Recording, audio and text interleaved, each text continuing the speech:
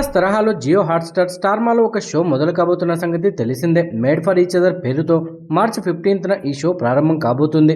ఇప్పటికే grand launch ప్రోమోలు కూడా వదిలారు. తాజాగా వదిలిన ప్రోమోలో ఈ షోలో అడుగుపెట్టిన జోడీల మధ్య రిలేషన్, బాండింగ్, ఎమోషన్స్ని చూపించారు. ముఖ్యంగా కొన్ని జంటల మధ్య జరిగిన గొడవలు, వాళ్ళ లైఫ్లో జరిగిన కొన్ని మూమెంట్స్ గురించి ప్రస్తావించారు. ఈ వీడియోలో మరింత సమాచారం కోసం మన ఛానల్ని ఫస్ట్ టైం చూస్తున్న వాళ్ళు దయచేసి సబ్స్క్రైబ్ చేసుకోండి.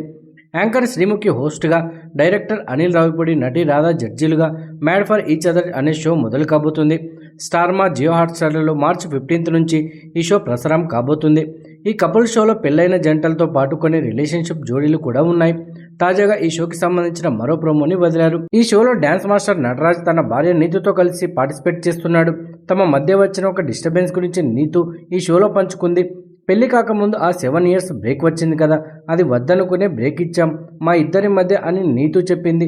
ఏ ఇష్యూల వల్లని శ్రీముఖి అడిగితే ఒక అమ్మాయి వల్ల అంటూ నీతు చెప్పింది. ఈ విషయం గురించి నటరాజు కూడా మాట్లాడాడు.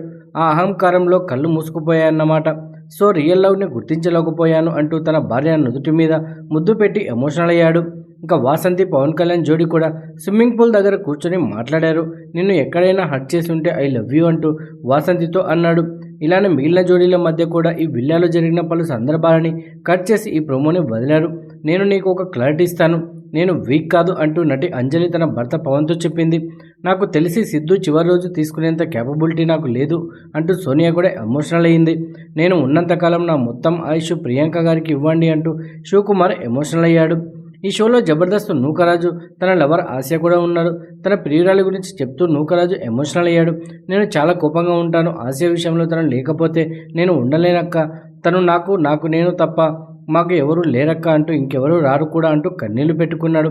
మీ ప్రేమలో భారం ఏమైనా ఉంటే ఇక్కడ చెప్పండి అంటూ అడిగితే, ఒకటే చిన్న ప్రాబ్లం ఏంటంటే నేను చెప్పేది కూడా వింటే నా అభిప్రాయం కూడా అర్థమవుతుందన్న ఒక బాధ అంటూ సోనియాకి తన లవర్ సిద్ధు చెప్పాడు. ఇక ప్రోమో చివరిలో శాండ్రాతో తన భర్త మహేష్ బాబు కాళిదాసు మాట్లాడుతూ ఎమోషనల్ అయ్యాడు. తొందరపడి అనుకోని టైంలో పెళ్లి చేసుకున్నానని బాధపడ్డాడు. అనవసరంగా ఒక అమ్మాయిని ఆ బ్యాడ్ జాతకంలోకి తీసుకొచ్చి అంటూ కన్నీళ్లు పెట్టుకున్నాడు. ఇలా షోని అటు ఎమోషన్స్, ఇటు కిస్సులు, హగ్గులతో గట్టిగానే ప్లాన్ చేశారు. తెలుగు బిగ్ బాస్ షో ఎంత సక్సెస్ అయిందో ఆ తరహాలోనే ఈ కపుల్ షోని నడిపించబోతున్నట్టు తెలుస్తుంది.